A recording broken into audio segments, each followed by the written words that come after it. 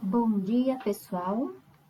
Então, nós vamos hoje para mais uma aula de língua portuguesa desta semana, né, de 1 a 5 de março, e do nosso roteiro de estudos número 4, para os 8º anos, né? Bom, em toda aula, né, como eu disse na nossa primeira, e não só agora nessas aulas remotas, mas nas aulas presenciais, eu sempre faço uma retomada do que foi falado na última aula, tá? Então, eu vou retomar com vocês agora o que eu falei na aula anterior, mas é para vocês realmente assistirem, tá?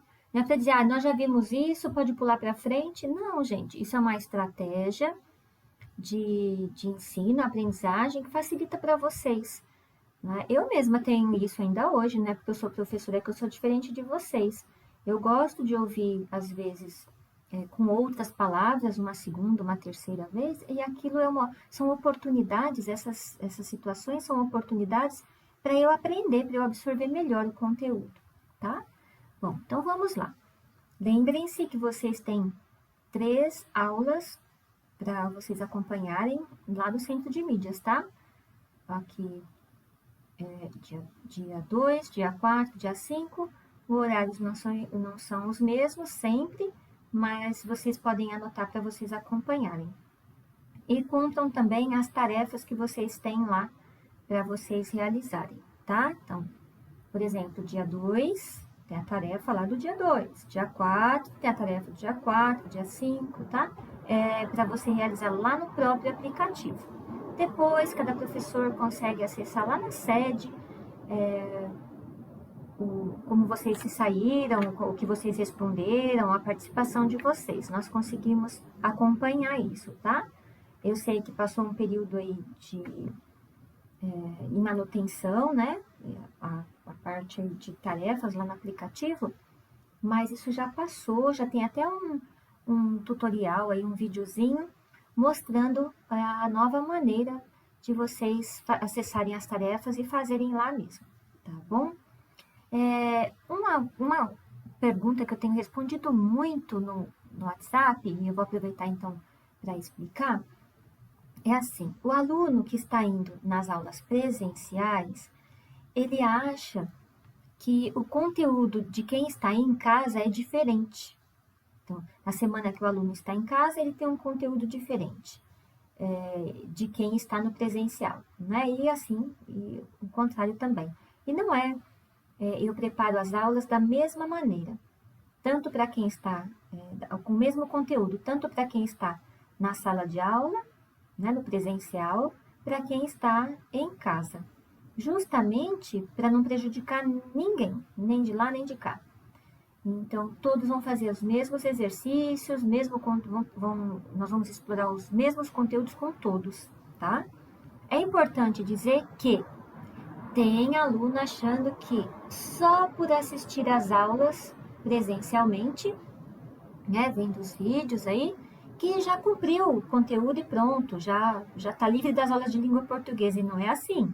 Então, você tem as aulas para você assistir, você tem a parte que você precisa copiar no seu caderno. Eu reduzo bastante isso, que é para não judiar de ninguém, porque eu sei que vocês têm muitas disciplinas aí para dar conta.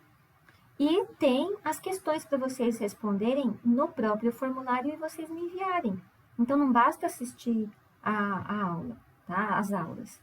Vocês precisam fazer todas essas partes. Bom, o prazo para tudo isso é até dia 5 de março. Vocês precisavam ter escrito, né? Eu já corrigi aqui, ó, tinha colocado o número 2, dizendo dia 1º de março, coloca. Mas eu não fiz dia 1º, eu fiz dia 2, fiz dia 3. Posso pôr a data do dia? Claro que pode, sem problema nenhum. Sendo de 1 a 5, tá ótimo, tá bom? Aí vocês vão colocar aqui a data e vão anotar essa parte todinha aqui do caderno. Na nossa primeira aula, nosso primeiro vídeo, nós fizemos revisão de conteúdos. E hoje nós vamos conhecer o gênero textual exposição oral. E na nossa terceira aula nós vamos falar de resumo. Bom, aí Como eu já disse, tem a parte daqui do formulário que vocês precisam copiar no caderno, né? Ah, a nota.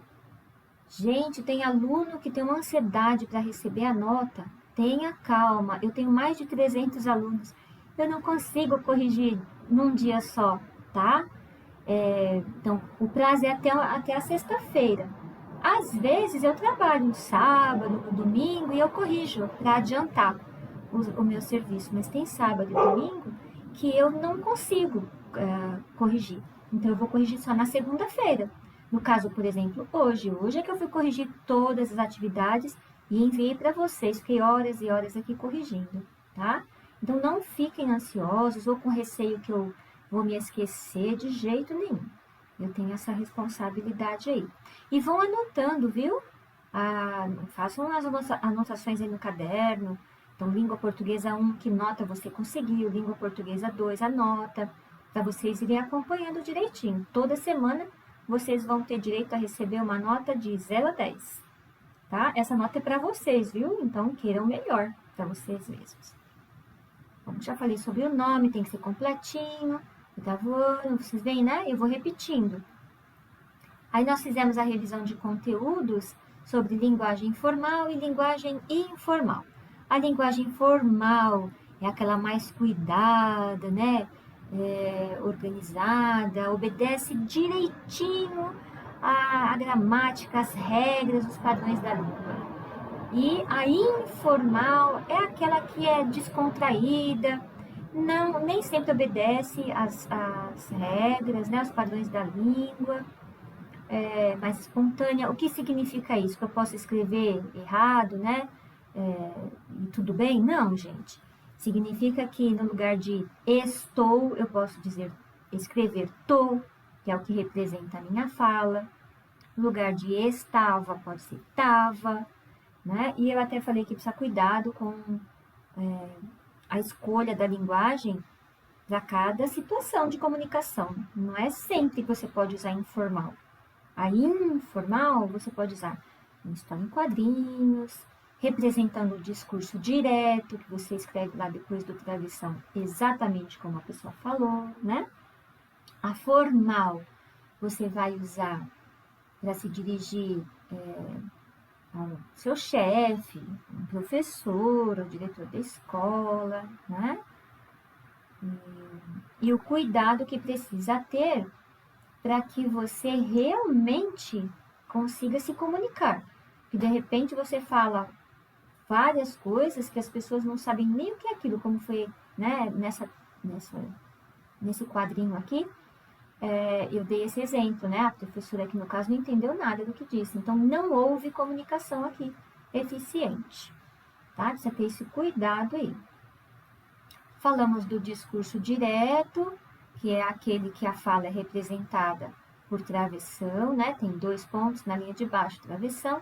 E também pode tirar aqui, tira os 2 pontos, tira o travessão e eu posso usar aspas, tá? Então, falei do discurso direto. Falei sobre marcas de tempo, falei a sequência de ações, que é o enredo, falei sobre o modo imperativo do verbo, dei exemplos de textos que usam o modo imperativo do verbo, né? Tem as formas afirmativa e negativa, e falei sobre a função social de um texto, que é a mesma coisa que finalidade. Função social é para quem eu estou escrevendo esse texto e por que eu estou escrevendo, qual é o meu objetivo, né? E para que tipo de público? É para jovens, é para médicos, é para cientistas, para quem? Para mulheres, né? E então, isso é a finalidade. Por que eu coloquei aqui e frisei bem? Vou frisar mais uma vez isso, né? Como aqui ó, aparece a palavrinha final, tem aluno que pensa que finalidade é como o texto termina. E finalidade não é isso. A finalidade é o que eu disse agora, é a função social do texto. Por que ele foi escrito? Qual é o objetivo, né? De eu ter escrito esse texto? É para distrair alguém, divertir alguém, orientar, não é? Então, ele tem uma finalidade, tá certo? Bom, ainda passei um videozinho com alguns exemplos. Bom, aí agora nós já fizemos aí uma retomada dos conteúdos da nossa aula anterior. Nós vamos entrar em gênero textual, exposição oral. E então, tá a indicação aqui de que você tem que copiar no seu caderno esse título, tá? Aqui esse trecho também e aqui também, tá? Vamos lá. Então, eu coloquei aqui, como gênero textual de exposição oral, eu coloquei o seminário. Né? O que é exposição oral, Pro? É tudo que eu uso, a comunicação oral. Eu vou conversar, eu vou falar. Né? Então, é um gênero textual, tá? Tem gente que pensa que gênero textual é só quando nós escrevemos. Não, no caso aqui, o gênero textual é de exposição oral, é falado. E aí nós temos o seminário, que é um gênero textual de exposição oral. O seminário é um gênero textual oral público que visa, ou seja, tem o objetivo de expor um assunto, como o texto de divulgação científica, o relatório, o verbete de enciclopédia, o texto didático. Comum na esfera escolar, acadêmica e profissional, o seminário pode ser realizado individualmente ou em grupo. Seu papel é transmitir conhecimentos específicos, técnicos ou científicos a respeito de um assunto relacionado a determinada área. Eu até procurei aqui um vídeo de alguém apresentando um seminário para eu mostrar para vocês. Mas tinha aqui coisa muito científica, muito técnica, um pessoalzinho de faculdade, coisa assim, muito elaborada e que não daria uma visão para vocês exatamente da maneira como eu queria para o 8º ano, né? Então, em aulas presenciais, geralmente em aulas presenciais, os professores pedem seminário, que é o que os alunos chamam de apresentar trabalho, né? Eu tenho que apresentar trabalho. Isso é um seminário.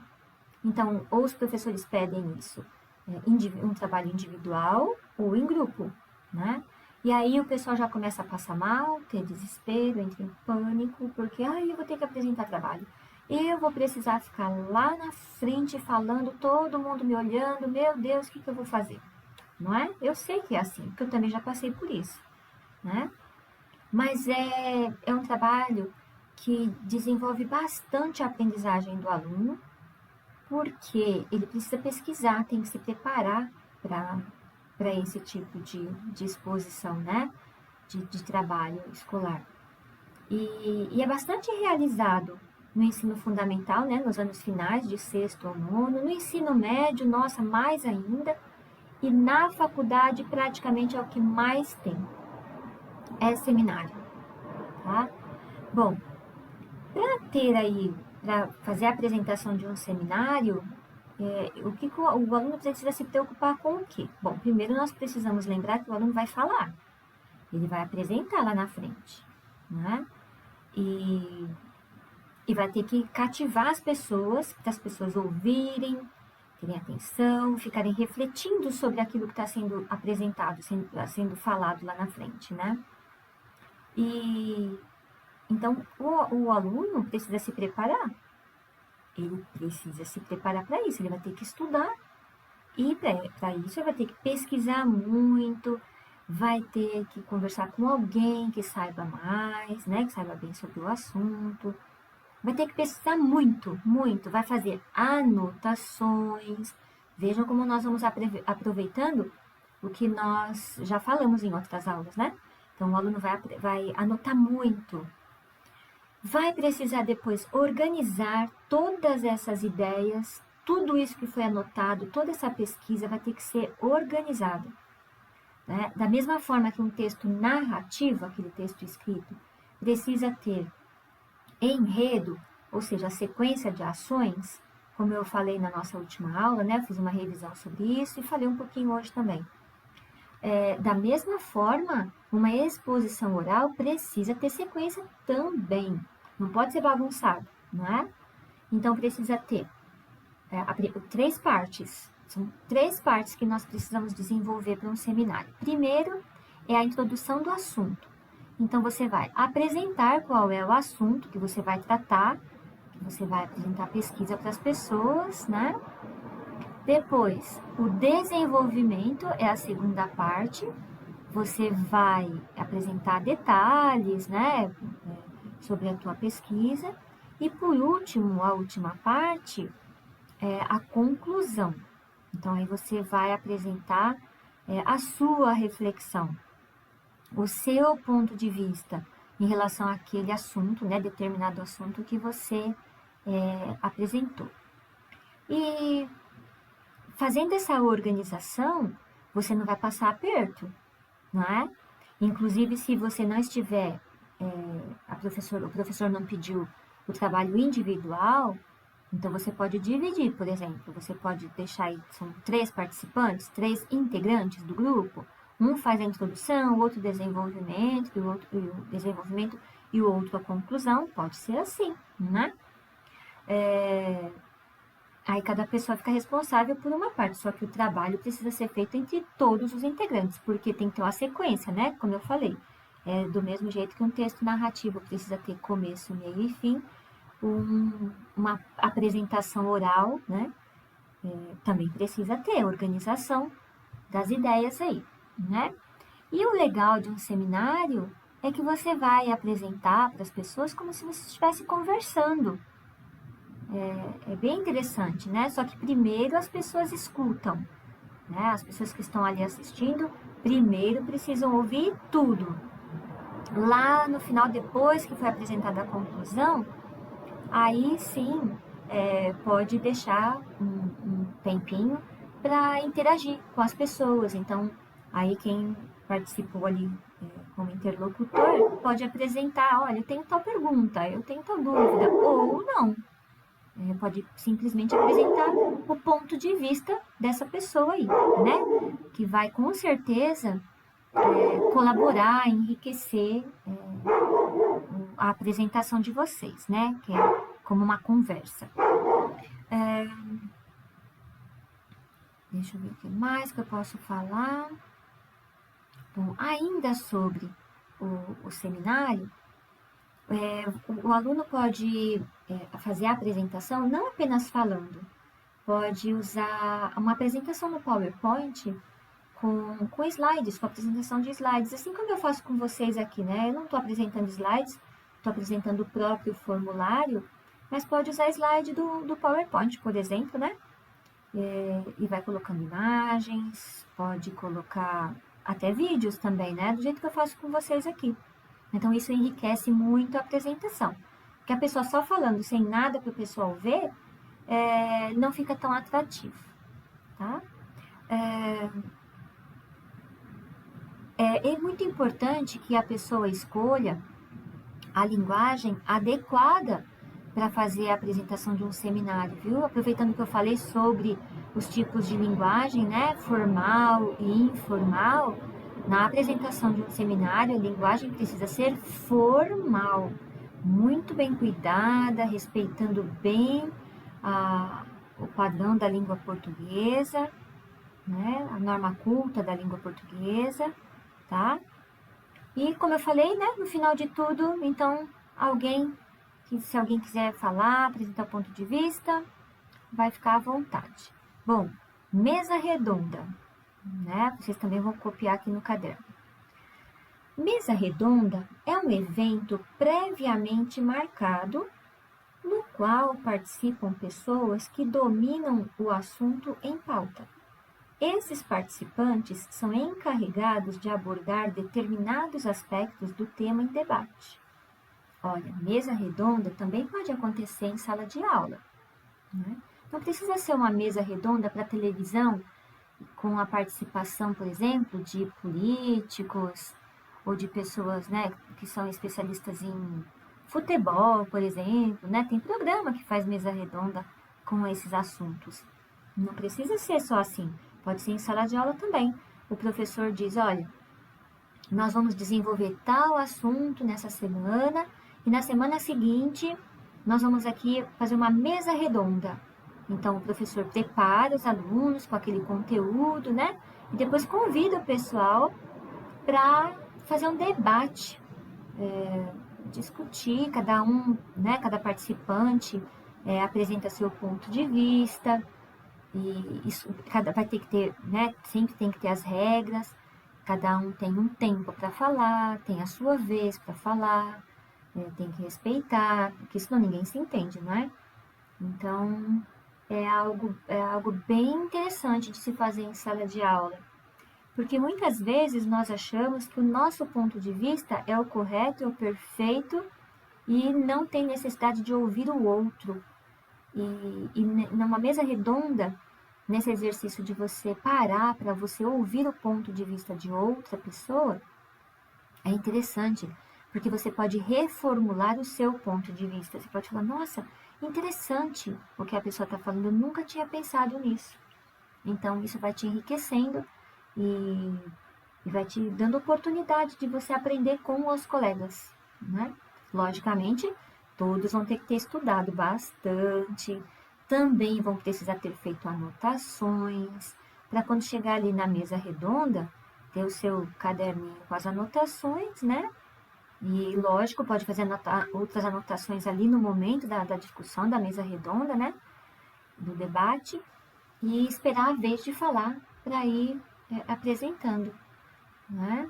Isso é importante. E é também um exercício para a vida, porque na vida nós precisamos fazer isso. Tem a nossa hora de ouvir e tem a nossa hora de falar. E a mesa redonda faz esse exercício com as pessoas. As pessoas precisam aprender, né?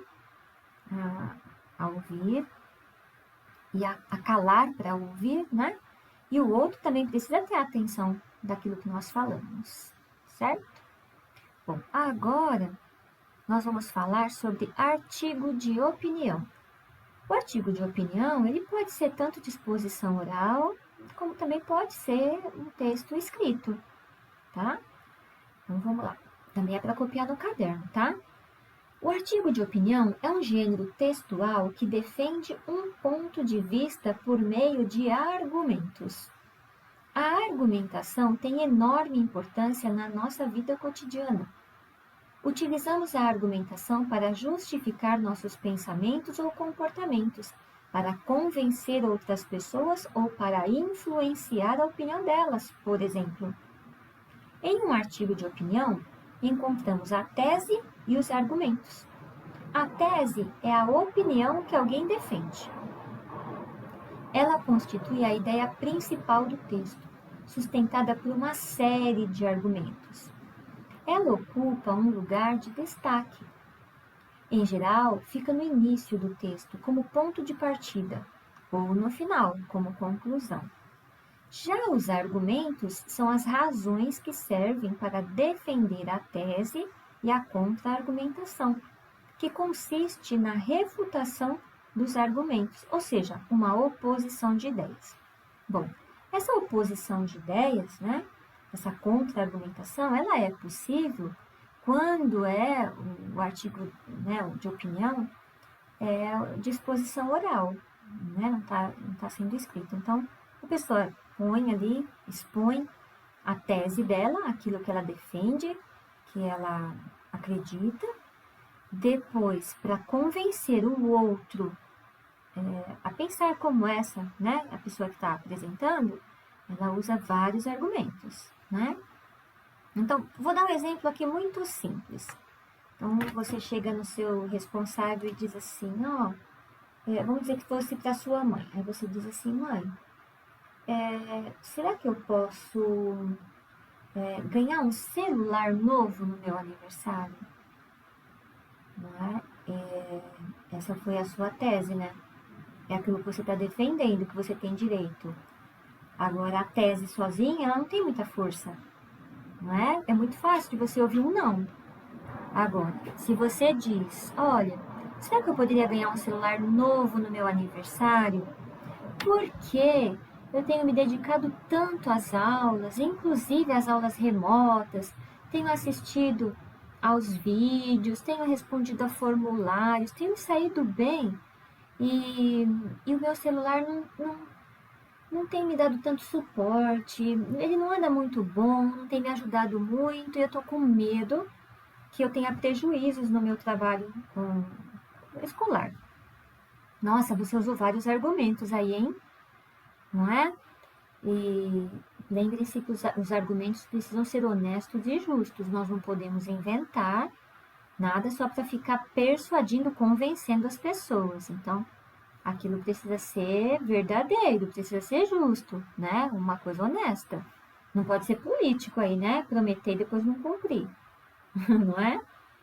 Então, esse foi um exemplo para você entender o que é a tese e para que servem os argumentos. Os argumentos vêm, eles aparecem, eles são construídos para eles fazerem as pessoas acreditarem na sua tese, naquilo que você defende.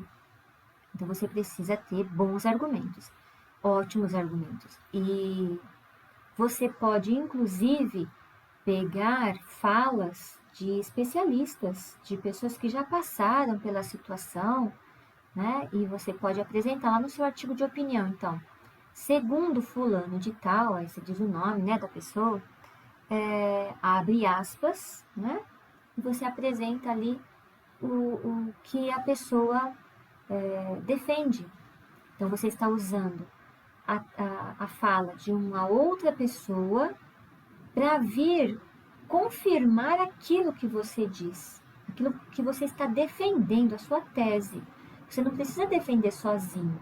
Se existem outras pessoas que também defendem essa mesma causa sua, essa mesma tese, você pode sim usar, mas você tem que apresentar, né, quem é essa pessoa e colocar entre aspas, né, exatamente o trecho que você tirou do livro dessa pessoa, de algo que você ouviu, né, por disposição oral, para você poder usar, né?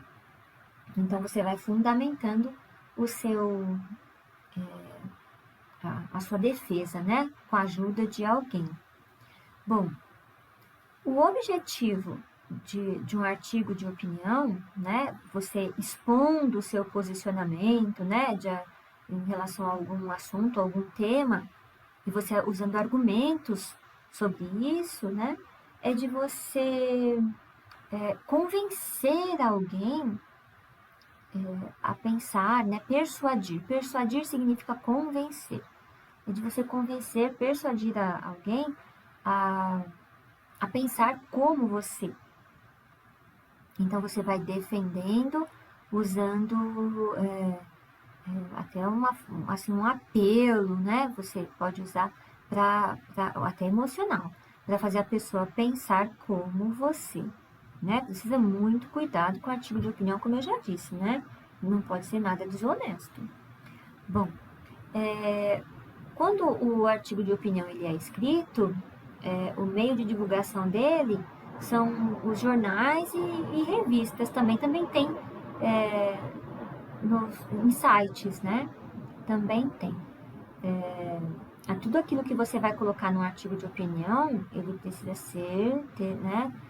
Vocês precisam ter cuidado com a veracidade de tudo aquilo que vai apresentar. Como eu falei, né? Precisa ser verdadeiro, justo, honesto, tá? Não importa se a exposição é oral ou se o texto, o artigo de opinião, ele está escrito, tá? E geralmente ele é um texto assinado pela pessoa que está escrevendo, tá? É um texto com uma linguagem muito objetiva. O que mais? Vamos ver o que mais que eu não falei. É uma linguagem objetiva, além de ser muito breve e simples, tá? Geralmente são textos pequenos e uma coisa muito importante. Um artigo de opinião não pode ficar usando, embora use linguagem formal, não pode ficar usando uma palavra assim muito intelectual, um texto assim que as pessoas vão precisar pegar um dicionário para traduzir, falar, nossa, que palavra é essa? Nunca ouvi falar. Não pode.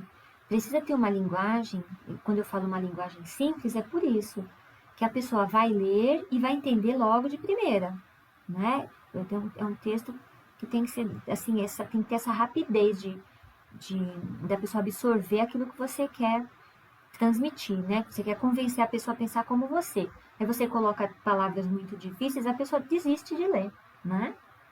Então, precisa usar uma linguagem muito, muito simples.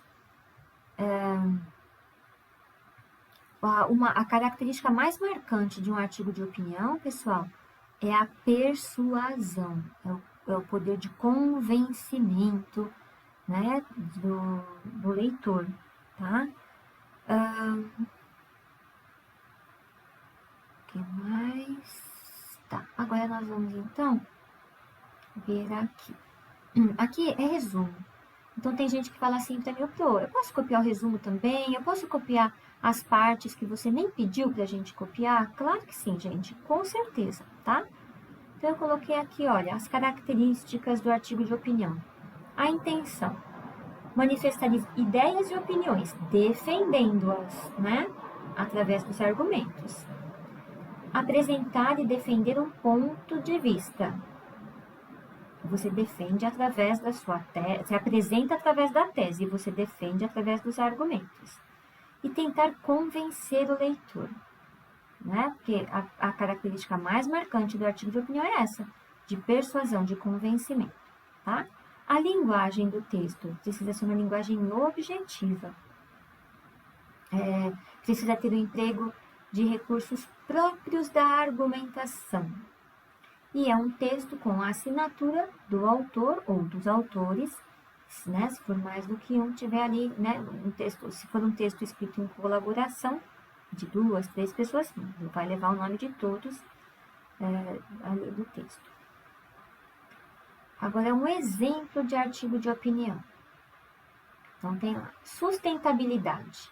Nunca se discutiu e se viu tanto sobre a sustentabilidade como nos últimos tempos. Percebam, ó, que esse artigo de opinião foi escrito em 2 parágrafos apenas. Bem que eu falei que é um texto breve, rápido, né? E logo no primeiro ele está apresentando sobre o que é que ele vai falar. Não pode já chegar no artigo de opinião logo no primeiro parágrafo, argumentando, reclamando, não pode, né? Na minha opinião isso, na minha opinião aquilo, não pode, né? Tem que apresentar sobre o que vai falar. Então, olha, nunca se discutiu e se viu tanto sobre a sustentabilidade como nos últimos tempos. A questão do aquecimento global, o consumo responsável, o respeito ao meio ambiente são questões sempre abordadas quando se trata desta temática. Segundo algumas enciclopédias virtuais, o segundo parágrafo já vai começar a usar argumento.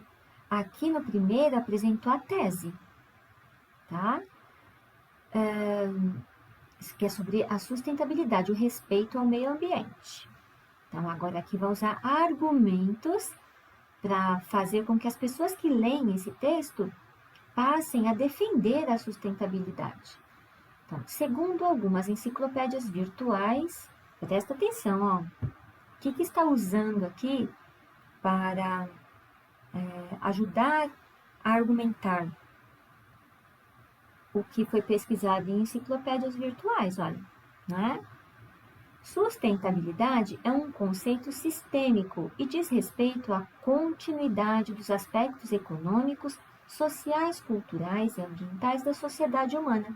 Então, ó, está entre aspas, justamente porque é um trechinho que usou, olha, de uma enciclopédia, né, para definir o que é a sustentabilidade. Vamos lá, outro argumento, ó. Na prática, esse conceito representa atuar nos setores, seja ele industrial, comercial, social, de forma a prejudicar o menos possível o equilíbrio existente entre a população e os nossos recursos dependentes da natureza. Porém, pensamos que não pode ser simples e que pode resultar em longos trabalhos. O final do segundo parágrafo é sempre uma proposta de solução, ou seja, ele problematizou aqui, argumentou e não pode terminar o texto sem colocar uma proposta de solução. Então, olha lá. Logo, olha, está concluindo. Está usando esse logo, poderia ser finalmente, né? Para se tornar um cidadão sustentável, é bem mais simples do que pensamos. Um exemplo está na simplicidade de ajudar a manter a cidade limpa, não jogando lixo no chão. Então, a proposta de solução aqui, ó, é que todo cidadão passe a ter esse comportamento de manter, é um comportamento muito simples, né? De manter a cidade limpa, não jogando lixo no chão. Então, esse é um exemplo de artigo de opinião. Bom, aqui nós temos as principais características do gênero textual notícia. Então, vamos lá. Notícia, ela também pode ser de exposição oral, né? Na apresentação, por exemplo, na televisão, mas também pode ser escrita, tá? Bom, é um texto de cunho informativo, ou seja, com o objetivo de informar. São textos descritivos e também podem ser narrativos. São textos relativamente curtos, né? Lembrando que quando fala texto, pode ser falado ou escrito, tá? Veiculado nos meios de comunicação. Então, ou na televisão, se for de exposição oral, ou nos jornais, nas revistas ou até em sites, né? Linguagem formal, clara e objetiva. Textos com títulos, tá? Mesmo que vai ser de exposição oral, tem um título, tá? Que nós chamamos de manchete. E tem um outro título que é o auxiliar. A manchete é o principal. Então, vamos aqui primeiro falar que a notícia, o objetivo, a finalidade, a função social de uma notícia é informar o leitor sobre algum assunto, tá? Pode ser de política, questões relacionadas à saúde, acontecimentos do mundo, né, que aconteceram pelo mundo aí. E a notícia, ela vai trazer o maior número de informações que puder trazer. Então, tem aqui um exemplo, olha. França reconhece pela primeira vez o uso de tortura na guerra de Argélia. Então, vejam aqui, ó, o título principal, que nós chamamos de manchete, é aquele que geralmente está com letras maiores, né, para chamar a atenção do leitor, para ele parar e querer ler esse texto. Aí ele tem aqui um título auxiliar, que ele vai dizer um pouco sobre o que o texto, a notícia vai tratar. Então, Emmanuel Macron determina ainda a abertura dos arquivos sobre desaparecidos no conflito. A outra característica é que o primeiro parágrafo de uma notícia, que nós chamamos de lead, ele contém um resumo de todas as informações. Ele vai ter o maior número possível de informações. Então, esse primeiro parágrafo aqui, ele costuma ter as respostas para as seguintes perguntas, por exemplo. O que, como, quando, onde, quem, com quem, por quê? Então, se a pessoa ficar curiosa e fizer alguma dessas perguntas, com certeza vai achar aqui no lead, no primeiro parágrafo, tá? Então, por exemplo, o governo da França, nós respondemos aqui, quem? O que fez, né? Reconheceu pela primeira vez nesta quinta-feira, olha, está dizendo quando, né? 13, que agentes das Forças Armadas, ou seja, com quem, né? Então, aqui, nesse primeiro parágrafo, nós achamos as informações, o maior número de informações possível. E depois, no segundo ou terceiro parágrafos também, né? Pode ter até mais detalhes do que foi falado aqui, tá bom? Então, vejam que texto rápido, né? Objetivo. Bom, agora, na nossa próxima aula, nós vamos falar um pouquinho sobre como fazer resumo, tá? Ainda sobre a notícia, é importante dizer que, isso eu não posso deixar passar de falar, olha, um artigo de opinião, você deve dizer a sua opinião, né, sobre determinado assunto. Mas uma notícia, quem escreve ou quem faz a exposição oral dela, não pode dar a opinião dela. Não se dá opinião, de jeito nenhum, tá? A pessoa tem que se prender apenas a expor o fato. Não pode argumentar para tentar convencer ninguém a nada, né? Ela apenas vai expor os fatos, tá? Isso na notícia. É diferente do artigo de opinião, né? Precisa tomar muito cuidado com isso, tá? Então, pessoal, tenham o cuidado de vocês registrarem no caderno todos os trechos que foram indicados, tá? Para que vocês façam a cópia, tá bom? E nós vamos ter a nossa terceira aula com algumas atividades. Vamos falar um pouquinho sobre resumo. E não deixem pode até rever as aulas, tudo, né? De acompanhar as aulas do Centro de Mídias, de acompanhar essas nossas aulas gravadas e de vocês se dedicarem a fazer as atividades até o dia 5, tá? Até sexta-feira. Então é isso. Olha, fiquem com Deus, fiquem bem, cuidem-se, desenvolvam a autogestão com a responsabilidade e a organização com as atividades da escola, mantenham tudo sempre em ordem e cumpram tudo nas datas, tá? Sem atraso, para vocês se darem muito bem, tá? Não precisa ninguém ficar cobrando de vocês, certo? Isso é autogestão. Sintam-se abraçados com carinho, fiquem com Deus. Tchau, pessoal, até a próxima aula.